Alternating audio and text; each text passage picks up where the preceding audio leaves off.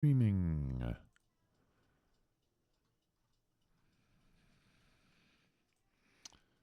online at Periscope. Hello, Periscope. Waiting on Facebook. Wow, YouTube is online before Facebook. That is unusual. Not going to wait much longer for Facebook. Waiting, wait up. Facebook is online. Hey, everybody. It's Jack Hill, the dad you wish you had. It is the very first day after St. Patty's Day apocalypse. This is the first time I've had an apocalypse that didn't actually involve St. Patty's Day apocalypse that didn't actually involve whiskey and Guinness. Although last night, all by myself out on the porch, I poured myself a Guinness. I almost never ever drink beer.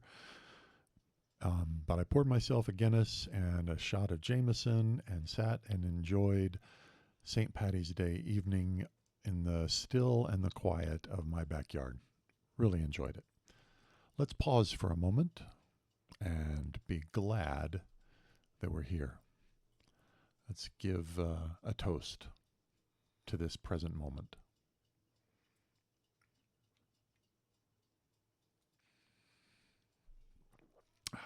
It's good to be alive. All right. Today I'm going to talk about specific things that you need to be educating your pre-adolescent children with. For some of you, this is not going to be news, but for many of you, you don't realize that pre-adolescents have a different kind of brain than adolescents and grown-ups.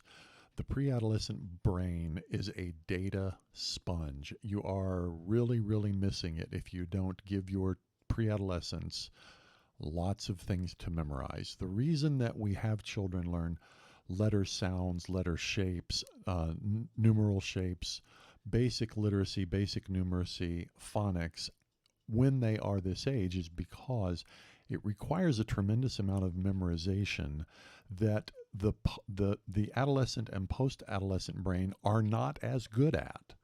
But pre-adolescent children are amazing data sponges. They need to be memorizing like crazy. So your children should be doing memorization. They should memorize, if the young children should be learning to recognize the shape of letters and numbers, the sound of letters. They should begin learning phonics. They should begin learning basic arithmetic. Your children should spend time memorizing the multiplication table. There is no excuse for not memorizing the multiplication table, at least up to 10 by 10, higher if you've got the time. Memorizing the multiplication table will stand them in good stead for the rest of their life in exactly the same way that learning phonics and learning how to read phonetically will stand them in good stead for the rest of their life. This is a good time to learn different languages in terms of the memorization of new words. I did not do that myself. I didn't do it with my kids. I kind of regret it. My oldest daughter did take Latin classes she was well into adolescence when she started. And even then, the little bit of Latin that she had has done amazing things in her life. If you live in the United States, you should have your children memorize the sequence of presidents going all the way back to George Washington. If you know the presidents, and yes, that's 45 consecutive terms, but you know what? Children are data sponges. They can memorize this stuff. And if they memorize the presidents in order from George Washington through Donald J. Trump, they have a skeleton to hang American history onto. In a similar way, if you are in the United Kingdom or in any of the Commonwealth countries, I would have your children memorize all of the monarchs going back to William the Conqueror or Alfred the Great, the last British monarch prior to William the Conqueror. Memorizing geography, absolutely. In the United States, your children should be memorizing the names of the states, the names of their capitals, the shape of the states. They should be able to recognize the state by its shape. They should also be able to identify where in the country those states are, get maps of the country on the wall so your children have those around to memorize. I'm not sure how you do that in countries outside of the United States, counties in Ireland. I don't know. I apologize. My U.S.-centric background is showing up here.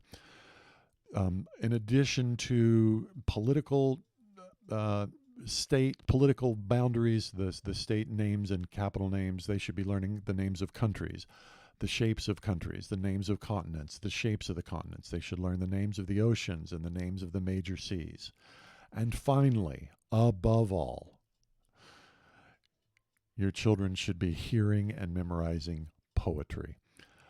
I found a poem today which I'm probably not going to be able to lay my hands on, but my children loved the poetry of Jack Prelutsky. I'm going to link to it in YouTube so you can go see it for yourself. If you don't love the poetry of Jack Prelutsky, then you need to lighten up a little bit. He is absolutely brilliant. Children love it. If you read those poems to your kids, they're going to enjoy the sound, and as you do that, you give your children a taste for the sheer joy that words and cleverly put together sounds can give to us. And that's a great way to stimulate the love of reading and the love of literature in their lives. When should classes begin? Well, for younger children, for pre-adolescents, their high energy time is immediately after waking. So high energy time should be focused to high energy subjects. That's memorization and math. So when your children are doing memorization, and particularly when they're working on math, these are tasks that require a lot of concentration, even of the little ones, and that requires more energy. You want them to do it during their peak energy times at the day, first thing in the morning. Then go to the things that are less cognitively taxing. Reading is typically not cognitively taxing once the child actually learns how to read. So that's kind of the thing you can put off for last, put off for the fun stuff. So do the high energy stuff early, memorization and math, do the lower energy stuff toward the end of the child's window. So how big should that window be? If your child is in government school, they're in class somewhere between 6 and 7.5 hours a day. I assure you, if you give your children 2 hours of focused attention and training, they are getting far more focused training than they're getting in government school. Hands down. And if you do that with your children, just give them 2 hours of focused training and attention, you will find that they advance very, very quickly. And that brings me to the final point of this already slightly too long video. Protect your children's innate curiosity. Children come into the world desperate to understand how it works. And school tends to make that curiosity fade because we make learning not fun in school. Don't allow that to happen. Please do not allow your homeschooling to be something that becomes drudgery for your children. Learning new stuff is fun. All people love to learn new stuff, children most of all. So keep that intellectual curiosity alive in your children. Be careful, pay attention, watch how they are responding. Don't squish the love of learning out of them. All right, well, that's enough for one day. I went a little longer than I needed to, but I had a lot to deliver. As always, please subscribe to get updates. We do this almost every day at about this time. I'm Jack Hield, the dad you wish you had. We'll talk tomorrow.